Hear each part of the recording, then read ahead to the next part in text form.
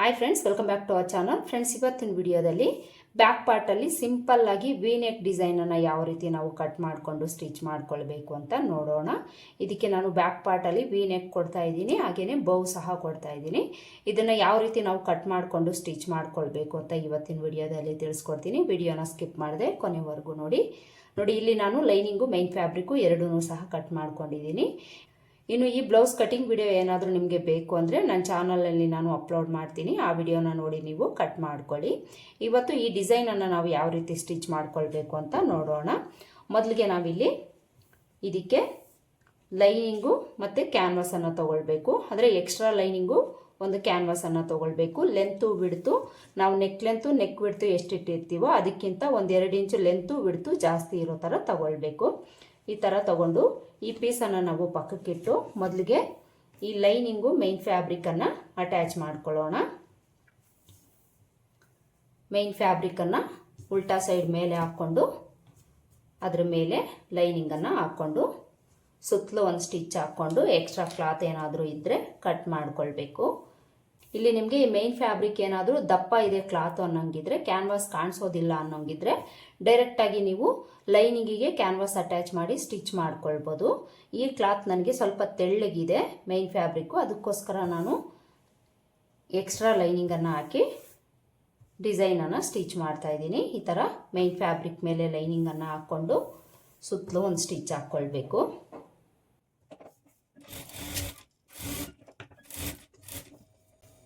Main fabric ಎಲ್ಲೂ loose ಬಿಡದೆ ನೀಟಾಗಿ ಸರಿ ಮಾಡಿಕೊಂಡು ಲೈನಿಂಗು ಮೈನ್ ಫ್ಯಾಬ್ರಿಕನ್ನು ಅಟ್ಯಾಚ್ ಮಾಡ್ಕೊಳ್ಬೇಕು. ಈ ಥರ ಲೈನಿಂಗನ್ನು ಅಟ್ಯಾಚ್ ಮಾಡಿಕೊಂಡು ಸುತ್ತಲೂ ಎಕ್ಸ್ಟ್ರಾ ಕ್ಲಾತ್ ಇರುತ್ತೆ ಅಲ್ವಾ, ಇದನ್ನು ಕಟ್ ಮಾಡ್ಕೊಳ್ಬೇಕು. ನೋಡಿ, ಈ ಥರ ಲೈನಿಂಗು ಮೈನ್ ಫ್ಯಾಬ್ರಿಕ್ ಅಟ್ಯಾಚ್ ಮಾಡಿಕೊಂಡು ಸುತ್ತಲೂ ಇರೋ ಎಕ್ಸ್ಟ್ರಾ ಕ್ಲಾತನ್ನು ಕಟ್ ಮಾಡಿಕೊಂಡು ಇದನ್ನು ಮಧ್ಯಕ್ಕೆ ಫೋಲ್ಡ್ ಮಾಡ್ಕೊಳ್ಳಿ. ಫೋಲ್ಡ್ ಮಾಡಿಕೊಂಡು ಮಿಡಿಲ್ಗೊಂದು ನಾಚ್ ಹಾಕ್ಕೊಳ್ಳಿ. ಈಗ ನಾವು ಕ್ಯಾನ್ವಾಸನ್ನು ತಗೊಳ್ಬೇಕು. ಕ್ಯಾನ್ವಾಸನ್ನು ತಗೊಂಡು ಇಲ್ಲಿ ನಾವು ಲೈನಿಂಗಲ್ಲಿ ಲೆಂತು ವಿಡ್ತು ಎಷ್ಟಿಟ್ಟಿದ್ದೀವೋ ಅದನ್ನು ಕ್ಯಾನ್ವಾಸಲ್ಲಿ ಮಾರ್ಕ್ ಮಾಡ್ಕೊಳ್ಬೇಕು. ಮೊದಲಿಗೆ ನಾವು ಲೆಂತ್ ನೋಡೋಣ. ಲೆಂತು ನಾವಿಲ್ಲಿ 10.5 ಇಂಚ್ ಇಟ್ಟಿದ್ದೀವಿ. ಇದಕ್ಕೆ ಒಂದು 1/4 ಇಂಚ್ ಎಕ್ಸ್ಟ್ರಾ ಆ್ಯಡ್ ಮಾಡಿಕೊಂಡು ಮಾರ್ಕ್ ಮಾಡ್ಕೊಳ್ಬೇಕು. ರೆಡಿ ಸ್ಟಿಚ್ ನಮಗೆ ಎಷ್ಟು ಬೇಕೋ ಅಷ್ಟಕ್ಕೆ ಕರೆಕ್ಟಾಗಿ ನಾವು ಕ್ಯಾನ್ವಾಸಲ್ಲಿ ಮಾರ್ಕ್ ಮಾಡ್ಕೊಳ್ಬೇಕು. ಮಾರ್ಕ್ ಮಾಡಿಕೊಂಡು ಇಲ್ಲೊಂದು ಲೈನನ್ನು ಹಾಕ್ಕೊಳ್ಬೇಕು. ಈಗ ವಿಡ್ತ್ ಮಾರ್ಕ್ ಮಾಡ್ಕೊಳ್ಬೇಕು. ವಿಡ್ತು ನಾವಿಲ್ಲಿ 2.5 ಇಂಚ್ ಇಟ್ಟಿದ್ದೀವಿ ಅಂದರೆ ಇದಕ್ಕೆ ನಾವು 1/4 ಇಂಚು ಇಲ್ಲಿ ಎಕ್ಸ್ಟ್ರಾ ಆ್ಯಡ್ ಮಾಡಿಕೊಂಡು ಮಾರ್ಕ್ ಮಾಡ್ಕೊಳ್ಬೇಕು. ಮಾರ್ಕ್ ಮಾಡಿಕೊಂಡು ಇಲ್ಲೊಂದು ಬಾಕ್ಸನ್ನು ಡ್ರಾ ಮಾಡ್ಕೊಳ್ಬೇಕು. ಈ ಥರ ಬಾಕ್ಸ್ ಡ್ರಾ ಮಾಡಿಕೊಂಡು ಇಲ್ಲೇನು ನಾವು ವಿ ಶೇಪ್ ಡ್ರಾ ಮಾಡ್ಕೊಂಡಿದ್ದೀವೋ ಅದೇ ಶೇಪು ಕ್ಯಾನ್ವಾಸಲ್ಲಿ ಡ್ರಾ ಮಾಡ್ಕೊಳ್ಬೇಕು. ಇಲ್ಲಿ 2.5 ಇಂಚಿಗೆ ಒಂದು ಮಾರ್ಕ್ ಮಾಡ್ಕೊಳ್ಳಿ. ಮಾರ್ಕ್ ಮಾಡಿಕೊಂಡು ಇಲ್ಲಿಂದ ಇಲ್ಲಿಗೆ ಈ ರೀತಿ ಕ್ರಾಸಾಗಿ ವಿ ಶೇಪ್ ಬರೋ ಥರ ಮಾರ್ಕ್ ಮಾಡ್ಕೊಳ್ಳಿ. ಮಾರ್ಕ್ ಮಾಡಿಕೊಂಡು ಇಲ್ಲಿಂದ ಒಂದು ಸ್ವಲ್ಪ ನಾವು ಈ ರೀತಿ ಒಳಗಡೆ ತಗೊಂಡು ಮಾರ್ಕ್ ಮಾಡ್ಕೊಳ್ಬೇಕು. ನೋಡಿ, ಈ ಥರ ಇಲ್ಲಿಂದ ಒಂಚೂರು ನಾವು ಒಳಗಡೆ ಬಂದು ಈ ಥರ ಮಾರ್ಕ್ ಮಾಡ್ಕೊಳ್ಬೇಕು. ಈ ಥರ ಮಾರ್ಕ್ ಮಾಡ್ಕೊಂಡಾಗಲೇ ವಿ ಶೇಪ್ ಅನ್ನೋದು ನಮಗೆ ಕರೆಕ್ಟಾಗಿ ಬರುತ್ತೆ. ಈ ಥರ ಮಾರ್ಕ್ ಮಾಡ್ಕೊಳ್ಳಿ. ಇದೇ ಮೆಥಡಲ್ಲೇ ನಾವು ವಿ ಶೇಪನ್ನು ಡ್ರಾ ಮಾಡ್ಕೊಳ್ಬೇಕು. ಇಲ್ಲಿಂದ ಡೈರೆಕ್ಟಾಗಿ ಇಲ್ಲಿಗೆ ವಿ ಶೇಪ್ ಕೊಟ್ಟಿದ್ದೀವಿ ಅಂದರೆ ಇದು ತುಂಬಾ ನಮಗೆ ಕ್ಲೋಸ್ ಬಂದುಬಿಡುತ್ತೆ. ಅದಕ್ಕೋಸ್ಕರ ಇದೇ ಮೆಥಡಲ್ಲೇ ನಾವು ವಿ ಶೇಪನ್ನು ಡ್ರಾ ಮಾಡ್ಕೊಳ್ಬೇಕು. ಈ ಥರ ಡ್ರಾ ಮಾಡಿಕೊಂಡು ಈಗ ಈ ಮಾರ್ಕಿಂಗ್ ಪಕ್ಕದಲ್ಲೇ 1 ಇಂಚು ಬಿಡ್ತಿಗೆ ಮಾರ್ಕ್ ಮಾಡ್ಕೊಳ್ಬೇಕು. ನೋಡಿ, ಈ ಥರ 1 ಇಂಚು ಬಿಡ್ತು ತಗೊಂಡು ಮಾರ್ಕ್ ಮಾಡ್ಕೊಳ್ಳಿ. ಮಾರ್ಕ್ ಮಾಡಿಕೊಂಡು ಒಂದೆರಡು ಗುಂಡ್ ಪಿನ್ಸನ್ನು ಹಾಕ್ಕೊಳ್ಳಿ. ಈ ಥರ ಗುಂಡ್ ಪಿನ್ಸ್ ಹಾಕ್ಕೊಂಡು ಈ ಕಡೆ ಶೋಲ್ಡರ್ ಹತ್ರ ನಾವು ಮಾರ್ಜಿನ್ಗೆ 1/2 ಇಂಚ್ ಬಿಟ್ಟಿರ್ತೀವಲ್ವ ಅಲ್ಲಿಗೆ ಮಾರ್ಕ್ ಮಾಡ್ಕೊಳ್ಳೋಣ. ಮಾರ್ಕ್ ಮಾಡಿಕೊಂಡು ಈ ಪೀಸ್ನೂ ಸಹ ನಾವು ಕಟ್ ಮಾಡ್ಕೊಂಡಿದ್ದೀರಿ ಅಂದರೆ ಬಿಡ್ತು ಅನ್ನೋದು ನಮಗೆ ಕರೆಕ್ಟಾಗಿ ಸಿಗುತ್ತೆ. ಯಾವುದೇ ಥರ ಹೆಚ್ಚು ಕಡಿಮೆ ಆಗೋದಿಲ್ಲ. ಈ ಥರ ಮಾರ್ಕ್ ಮಾಡಿಕೊಂಡು ನೀವು ಕಟ್ ಮಾಡ್ಕೊಳ್ಬೇಕು. ಈಗ ಇಲ್ಲಿಂದ ಈ ಥರ ಕಟ್ ಮಾಡ್ಕೊಳ್ಳೋಣ.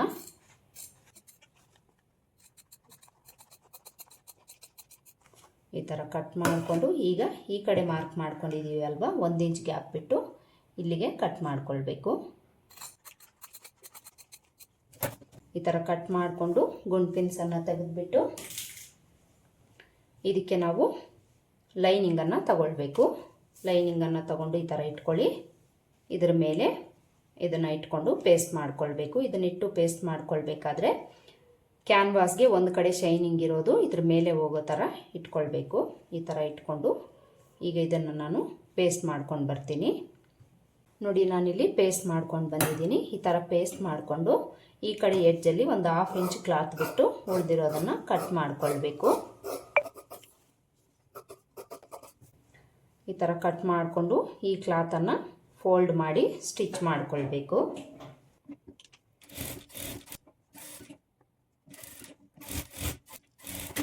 ಈ ಥರ ಸ್ಟಿಚ್ ಮಾಡಿಕೊಂಡು ಮಿಡಿಲ್ಗೆ ಫೋಲ್ಡ್ ಮಾಡಿಕೊಂಡು ಮಿಡ್ಲಲ್ಲಿ ನಾಚ್ ಹಾಕ್ಕೊಳ್ಳಿ.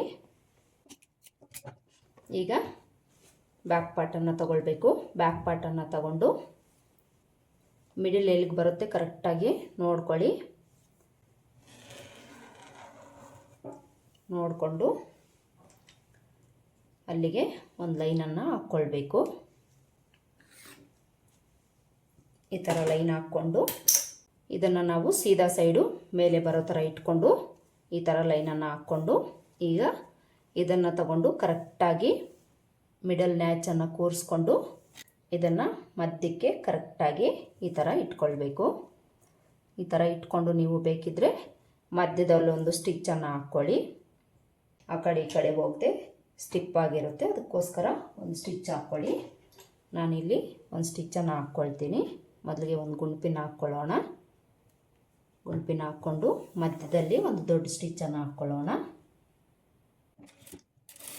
ಕರೆಕ್ಟಾಗಿ ಮಿಡಿಲ್ ಅನ್ನೋದು ಮಿಡಿಲ್ಗೆ ಬರಬೇಕು, ನೋಡ್ಕೊಳ್ಳಿ. ನೋಡಿಕೊಂಡು ಇಟ್ಕೊಳ್ಳಿ. ಈಗ ಇಲ್ಲಿಂದ ನಾವು ಎಡ್ಜ್ಗೆ ಸ್ಟಿಚ್ ಮಾಡ್ಕೊಳ್ತಾ ಬರಬೇಕು. ಇಲ್ಲಿ ನೀವು ಸ್ಟಿಚ್ ಮಾಡ್ಕೊಳ್ಬೇಕಾದ್ರೆ ಒಂದು ಸ್ವಲ್ಪ ಈ ಕ್ಯಾನ್ವಾಸ್ ಮೇಲೆ ಅಂದರೆ 1 ಪಾಯಿಂಟ್ ಅಷ್ಟು ಕ್ಯಾನ್ವಾಸ್ ಮೇಲೆ ಸ್ಟಿಚ್ ಬೀಳೋ ಥರ ಸ್ಟಿಚ್ ಮಾಡ್ಕೊಳ್ತಾ ಬರಬೇಕು.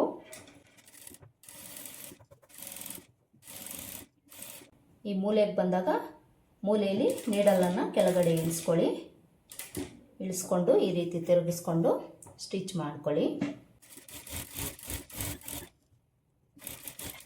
ಈ ಥರ ಸ್ಟಿಚ್ ಮಾಡಿಕೊಂಡು ಈ ಕ್ಯಾನ್ವಾಸ್ ಪಕ್ಕದಲ್ಲಿ ಒಂದು 1/4 ಇಂಚ್ ಕ್ಲಾತ್ ಬಿಟ್ಟು ಉಳಿದಿರೋದನ್ನು ಕಟ್ ಮಾಡಿಕೊಳ್ಬೇಕು. ಈ ಥರ ಕಟ್ ಮಾಡಿಕೊಂಡು ಈ ಮೂಲೆಯಲ್ಲಿ ನಾಚನ್ನು ಹಾಕ್ಕೊಳ್ಳಿ. ನಾಚು ಹಾಕ್ಕೊಳ್ಳೋವಾಗ ಸ್ಟಿಚ್ ಕಟ್ ಆಗಬಾರ್ದು. ಸ್ಟಿಚ್ ಕಟ್ ಆಗ್ದಂಗೆ ಈ ರೀತಿ ನಾಚಸನ್ನು ಅಲ್ಲಲ್ಲೂ ಸಹ ಹಾಕ್ಕೊಳ್ಳಿ.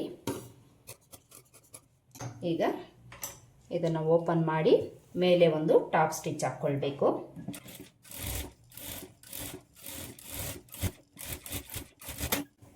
ಈ ಥರ ಸ್ಟಿಚ್ ಮಾಡಿಕೊಂಡು ಈಗ ಇದನ್ನು ಇನ್ಸೈಡ್ಗೆ ಫೋಲ್ಡ್ ಮಾಡ್ಕೊಳ್ಬೇಕು.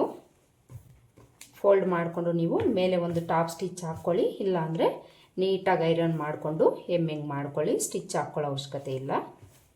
ಈ ಥರ ನೀಟಾಗಿ ಇದನ್ನು ನಾವು ಫೋಲ್ಡ್ ಮಾಡ್ಕೊಳ್ಬೇಕು. ನೀಟಾಗಿ ಒಂದು ಸಲ ಐರನ್ ಮಾಡ್ಕೊಂಡಿದ್ದೀರಿ ಅಂದರೆ ಇದು ನೀಟಾಗಿ ಕೂತ್ಕೊಳ್ಳುತ್ತೆ. ಆಮೇಲೆ ನೀವು ಇದಕ್ಕೆ ಎಮ್ಮಿಂಗ್ ಮಾಡ್ಕೊಳ್ಳಿ. ಈಗ ನಾವು ಬ್ಯಾಕ್ ಡಾಟ್ಸನ್ನು ಸ್ಟಿಚ್ ಮಾಡಿ ಸೊಂಟದ ಪಟ್ಟಿನ ಸ್ಟಿಚ್ ಮಾಡ್ಕೊಳ್ಬೇಕು. ಮೊದಲಿಗೆ ಬ್ಯಾಕ್ ಡಾಟನ್ನು ಸ್ಟಿಚ್ ಮಾಡ್ಕೊಳ್ಳೋಣ. ಇನ್ಸೈಡ್ಗೆ ತಿರುಗಿಸ್ಕೊಳ್ಳಿ. ತಿರುಗಿಸ್ಕೊಂಡು ಡಾಟ್ಸನ್ನು ನಾವು ಸ್ಟಿಚ್ ಮಾಡ್ಕೊಳ್ಬೇಕು. ಈ ಡಾಟ್ಸನ್ನು ನಾವು ಎಷ್ಟು ವಿಡ್ತು ಲೆಂತ್ಗೆ ಇಟ್ಟಿರ್ತೀವೋ ಅಷ್ಟಕ್ಕೆ ಸ್ಟಾರ್ಟಿಂಗು ಎಂಡಲ್ಲಿ ರಫ್ ಸ್ಟಿಚ್ ಹಾಕ್ಕೊಂಡು ಸ್ಟಿಚ್ ಮಾಡ್ಕೊಳ್ಬೇಕು. ಎರಡೂ ಸೈಡು ಸಹ ಸೇಮ್ ಇದೇ ಥರ ಸ್ಟಿಚ್ ಮಾಡ್ಕೊಳ್ಬೇಕು. ಡಾಟ್ಸನ್ನು ಸ್ಟಿಚ್ ಮಾಡಿಕೊಂಡು ಈಗ ಸೊಂಟದ ಪಟ್ಟಿನ ಸ್ಟಿಚ್ ಮಾಡ್ಕೊಳ್ಬೇಕು. ಸೊಂಟದ ಪಟ್ಟಿಗೆ ನಾವು 1-2 ಇಂಚು ಅಗಲದ ಕ್ಲಾತನ್ನು ತಗೊಂಡು ಒಂದು ಸೈಡು ಒಂದು 1/2 ಇಂಚ್ ಈ ಥರ ಫೋಲ್ಡ್ ಮಾಡಿ ಸ್ಟಿಚ್ ಮಾಡ್ಕೊಳ್ಬೇಕು.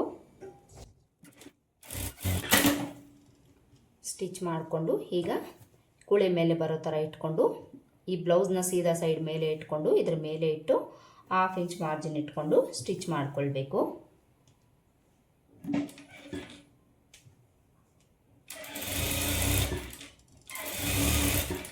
ಈ ಡಾಟ್ ಸ್ಟಿಚ್ ಮಾಡಿರೋ ಹತ್ರ ಸಣ್ಣದಾಗಿ ಒಂದು ಫ್ರಿಲ್ ಇಟ್ಟು ಸ್ಟಿಚ್ ಮಾಡ್ಕೊಳ್ಳಿ.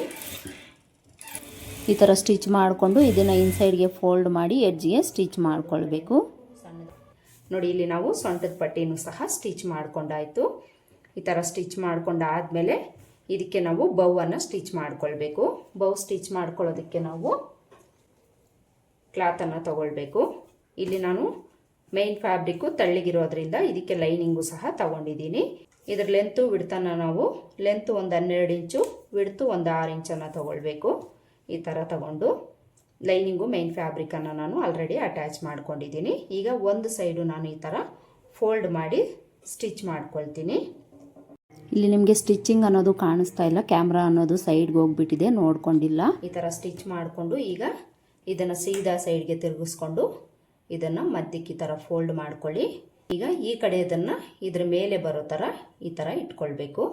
ಮಧ್ಯಕ್ಕೆ ಕರೆಕ್ಟಾಗಿ ಇಟ್ಕೊಳ್ಳಿ. ಇದ್ರ ಮೇಲೆ ಒಂದು ಹಾಫ್ ಇಂಚು ಈ ಕಡೆಗೆ ಬರೋ ಥರ ಇಟ್ಕೊಳ್ಬೇಕು. ಈ ಥರ ಇಟ್ಕೊಂಡು ಈಗ ಈ ಕಡೆ ಎಡ್ಜಲ್ಲಿ ಹಾಫ್ ಇಂಚ್ ಮಾರ್ಜಿನ್ ಇಟ್ಕೊಂಡು ಸ್ಟಿಚ್ ಮಾಡ್ಕೊಳ್ಬೇಕು. ಸ್ಟಿಚ್ ಮಾಡಿಕೊಂಡು ಈಗ ಇದನ್ನು ಓಪನ್ ಮಾಡ್ಕೊಳ್ಬೇಕು. ಈ ಮೂಲೆಗಳು ಒಂಚೂರು ಕಟ್ ಮಾಡ್ಕೊಳ್ಳಿ, ನೀಟಾಗಿ ಫಿನಿಶಿಂಗ್ ಬರುತ್ತೆ. ಈಗ ಇದನ್ನು ಈ ಥರ ಓಪನ್ ಮಾಡ್ಕೊಳ್ಬೇಕು. ಓಪನ್ ಮಾಡ್ಕೊಳ್ಳೋವಾಗ ಒಂದು ಸ್ಕ್ರೂ ಡ್ರೈವರ್ ಏನಾದರೂ ತಗೊಂಡು ಈ ಮೂಲೆಗಳನ್ನು ನೀಟಾಗಿ ಓಪನ್ ಮಾಡ್ಕೊಳ್ಳಿ. ನೋಡಿ, ಈ ಥರ ನಾವು ರೆಡಿ ಮಾಡಿಕೊಂಡು ಈಗ ಒಂದು ನೀಡಲ್ಗೆ ದಾರಾನ ಹಾಕ್ಕೊಳ್ಳಿ. ದಾರಾನ ಹಾಕ್ಕೊಂಡು ಮಿಡಿಲ್ಗೆ ಕರೆಕ್ಟಾಗಿ ನಾವು ಫೋಲ್ಡ್ ಮಾಡಿ ಸ್ಟಿಚ್ ಮಾಡ್ಕೊಳ್ಬೇಕು. ಮಿಡಿಲ್ ಎಲ್ಲಿಗೆ ಬರುತ್ತೆ ಕರೆಕ್ಟಾಗಿ ನೋಡ್ಕೊಳ್ಳಿ. ನೋಡಿಕೊಂಡು ಇಲ್ಲಿ ನೀವು ಒಂದು ಲೈನನ್ನು ಹಾಕ್ಕೊಳ್ಳಿ. ಮಾರ್ಕ್ ಮಾಡಿಕೊಂಡು ಸ್ಟ್ರೈಟಾಗಿ ಒಂದು ಲೈನನ್ನು ಹಾಕ್ಕೊಳ್ಳಿ. ಈ ಥರ ಲೈನ್ ಹಾಕ್ಕೊಂಡು ಮಿಡಿಲ್ಗೆ ಕರೆಕ್ಟಾಗಿ ನಾವು ಇದನ್ನು ಸ್ಟಿಚ್ ಮಾಡ್ಕೊಳ್ತಾ ಹೋಗಬೇಕು. ಈ ಥರ ಸ್ಟಿಚ್ ಮಾಡ್ಕೊಳ್ಳಿ.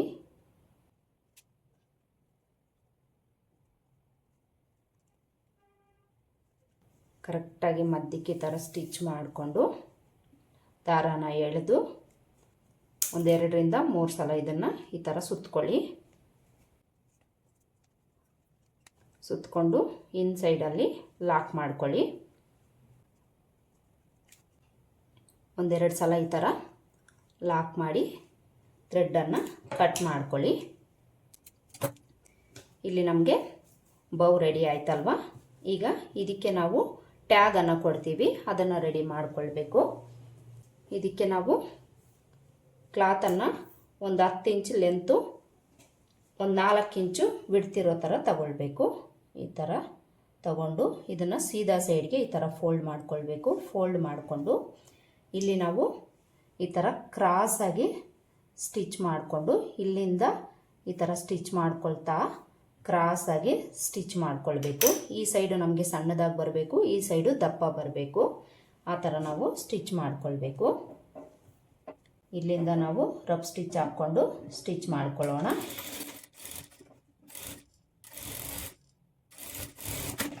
ನೋಡಿ, ಈ ಥರ 2 ಪೀಸನ್ನು ನಾವು ಸ್ಟಿಚ್ ಮಾಡ್ಕೊಳ್ಬೇಕು. ಸ್ಟಿಚ್ ಮಾಡಿಕೊಂಡು ಇಲ್ಲಿ ಎಕ್ಸ್ಟ್ರಾ ಇರೋ ಕ್ಲಾತನ್ನು ಕಟ್ ಮಾಡ್ಕೊಳ್ಳೋಣ. ಕಟ್ ಮಾಡಿಕೊಂಡು ಇದನ್ನು ನಾವು ರಿವರ್ಸ್ ಮಾಡ್ಕೊಳ್ಬೇಕು. ಈ ಮೂಲೆನ ನೀಟಾಗಿ ಓಪನ್ ಮಾಡ್ಕೊಳ್ಳಿ. ನೋಡಿ, ಈ ಥರ ನಾವು ಟ್ಯಾಗನ್ನು ರೆಡಿ ಮಾಡ್ಕೊಳ್ಬೇಕು. 2 ಪೀಸನ್ನು ಈ ಥರ ನಾವು ರೆಡಿ ಮಾಡ್ಕೊಳ್ಬೇಕು. ನೋಡಿ, ಈ ಥರ 2 ಪೀಸನ್ನು ನಾವು ಸ್ಟಿಚ್ ಮಾಡಿಕೊಂಡು ಈಗ ಈ ಕಡೆ ಎಡ್ಜನ್ನು ನಾವು ಈ ಥರ ಒಳಗಡೆಗೆ ಫೋಲ್ಡ್ ಮಾಡಿ ಸ್ಟಿಚ್ ಮಾಡ್ಕೊಳ್ಬೇಕು. ನೀಟಾಗಿ ಈ ಥರ ಫೋಲ್ಡ್ ಮಾಡಿಕೊಂಡು ಸ್ಟಿಚ್ ಮಾಡ್ಕೊಳ್ಬೇಕು. 2 ಪೀಸ್ನೂ ಸಹ ಈ ಥರನೇ ಒಳಗಡೆಗೆ ಫೋಲ್ಡ್ ಮಾಡಿ ಸ್ಟಿಚ್ ಮಾಡ್ಕೊಳ್ಬೇಕು. ಸ್ಟಿಚ್ ಮಾಡಿಕೊಂಡು ಈಗ ಬ್ಯಾಕ್ ಪಾರ್ಟನ್ನು ತಗೊಂಡು ಕರೆಕ್ಟಾಗಿ ನಾವು ಮಿಡಿಲ್ಗೆ ಸ್ಟಿಚ್ ಮಾಡ್ಕೊಳ್ಬೇಕು. ಮಿಡಿಲ್ ಎಲ್ಲಿಗೆ ಬರುತ್ತೆ ನೋಡಿಕೊಂಡು ಮಾರ್ಕ್ ಮಾಡ್ಕೊಳ್ಳಿ. ಮಾರ್ಕ್ ಮಾಡಿಕೊಂಡು ಈ ಥರ ಸ್ಟ್ರೈಟಾಗಿನೂ ಮಾರ್ಕ್ ಮಾಡ್ಕೊಳ್ಳಿ. ಇದು ಮಿಡಲ್ಗೆ ಬರಬೇಕು, ಇದು ಮಿಡಲ್ಗೆ ಬರಬೇಕು. ಈ ಥರ ಮಾರ್ಕ್ ಮಾಡಿಕೊಂಡು ಈಗ ಈ ಟ್ಯಾಗ್ ಏನಿದೆ ಇದನ್ನು ನಾವು ಇಲ್ಲಿಗೆ ಅಟ್ಯಾಚ್ ಮಾಡ್ಕೊಳ್ಬೇಕು. ನಿಮಗೆ ಈ ಲೆಂತ್ ನೋಡ್ಕೊಳ್ಳಿ, ಎಷ್ಟು ಬೇಕಾಗಿರುತ್ತೋ ಅಷ್ಟು ನೋಡಿಕೊಂಡು ನೀವು ಅಟ್ಯಾಚ್ ಮಾಡ್ಕೊಳ್ಳಿ. ಈ ಟ್ಯಾಗ್ಸನ್ನು ನಾವು ಈ ಥರ ಕರೆಕ್ಟಾಗಿ ಮಿಡಿಲ್ಗೆ ಇಟ್ಕೊಳ್ಬೇಕು. ಇಟ್ಕೊಂಡು ಸ್ಟಿಚ್ ಮಾಡ್ಕೊಳ್ಬೇಕು. ಕ್ರಾಸಾಗಿ ಇಟ್ಕೊಳ್ಳಿ, ಒಂದು ಈ ಕಡೆಗೆ ಇರೋ ಥರ ಇಟ್ಕೊಳ್ಳಿ. ಈ ಥರ ಸ್ಟಿಚ್ ಮಾಡಿಕೊಂಡು ಈಗ ಈ ಬೌವನ್ನು ತಗೊಂಡು ಇದ್ರ ಮೇಲೆ ಇಟ್ಟು ನೀವು ಸೂಜಿ ದಾರದಿಂದ ಸ್ಟಿಚ್ ಮಾಡ್ಕೊಳ್ಬೋದು, ಇಲ್ಲಾಂದರೆ ಮಿಷಿನಲ್ಲೇ ನೀವು ಸ್ಟಿಚ್ ಮಾಡ್ಕೊಳ್ಬೋದು. ಇದರಿಗೆ ಕರೆಕ್ಟಾಗಿ ಇಟ್ಕೊಂಡು ಸ್ಟಿಚ್ ಮಾಡ್ಕೊಳ್ಬೇಕು. ಇಲ್ಲಿ ನೀವು ಬೇಕಿದ್ದರೆ ಥ್ರೆಡ್ಡಲ್ಲಿ ಲೂಪನ್ನು ಮಾಡಿ ಸ್ಟಿಚ್ ಮಾಡ್ಕೊಳ್ಬೋದು. ಇಲ್ಲಿ ನಾನು ಬಟನನ್ನು ಕೊಡ್ತಾ ಇದ್ದೀನಿ, ಅದಕ್ಕೋಸ್ಕರ ಈ ಥರ ಡೈರೆಕ್ಟಾಗಿ ಸ್ಟಿಚ್ ಮಾಡ್ತಾ ಇದ್ದೀನಿ. ಒಂಚೂರು ರಫ್ ಸ್ಟಿಚ್ ಹಾಕಿ ಸ್ಟಿಚ್ ಮಾಡ್ಕೊಳ್ಳಿ. ನೋಡಿ, ಇಲ್ಲಿ ನಾವು ಸ್ಟಿಚ್ ಮಾಡ್ಕೊಂಡಾಯಿತು. ಈ ಥರ ನೀಟಾಗಿ ಫಿನಿಶಿಂಗ್ ಬರೋ ಥರ ಸ್ಟಿಚ್ ಮಾಡಿಕೊಂಡು ಇಲ್ಲಿ ಮಿಡಿಲಲ್ಲಿ ನಾವು ಬಟನನ್ನು ಸ್ಟಿಚ್ ಮಾಡ್ಕೊಳ್ಬೇಕು. ಈ ಥರ ಗೋಲ್ಡ್ ಬಟನನ್ನು ಇಟ್ಟು ಸ್ಟಿಚ್ ಮಾಡ್ತೀನಿ. ಇಷ್ಟೇ ನಾವು ಬ್ಯಾಕ್ ಪಾರ್ಟಲ್ಲಿ ಸಿಂಪಲ್ ಡಿಸೈನನ್ನು ಸ್ಟಿಚ್ ಮಾಡ್ಕೊಳ್ಳೋದು. ನೋಡಿದ್ರಲ್ಲ, ಇವತ್ತಿನ ವಿಡಿಯೋದಲ್ಲಿ ಬ್ಯಾಕ್ ಪಾರ್ಟಲ್ಲಿ ವಿ ನೆಕ್ ಡಿಸೈನನ್ನು ನಾವು ಸ್ಟಿಚ್ ಮಾಡಿಕೊಂಡು ಇದಕ್ಕೆ ಬೌವನ್ನು ಯಾವ ರೀತಿ ಸ್ಟಿಚ್ ಮಾಡ್ಕೊಳ್ಬೇಕು ಅಂತ ತೋರಿಸಿದ್ದೀನಿ. ಐ ಹೋಪ್ ಈ ವಿಡಿಯೋ ನಿಮಗೆ ಹೆಲ್ಪ್ ಆಗಿದೆ ಅಂತ ಅಂದ್ಕೊಳ್ತೀನಿ. ಹೆಲ್ಪ್ ಆಗಿದೆ ಅಂತ ಅನಿಸಿದರೆ ವಿಡಿಯೋಗೆ ಒಂದು ಲೈಕ್ ಕೊಡೋದನ್ನು ಮರಿಬೇಡಿ. ಮತ್ತೆ ಸಿಗೋಣ ಮತ್ತೊಂದು ವಿಡಿಯೋದಲ್ಲಿ. ಅಲ್ಲಿವರೆಗೂ ನಮಸ್ಕಾರ. Thanks for watching.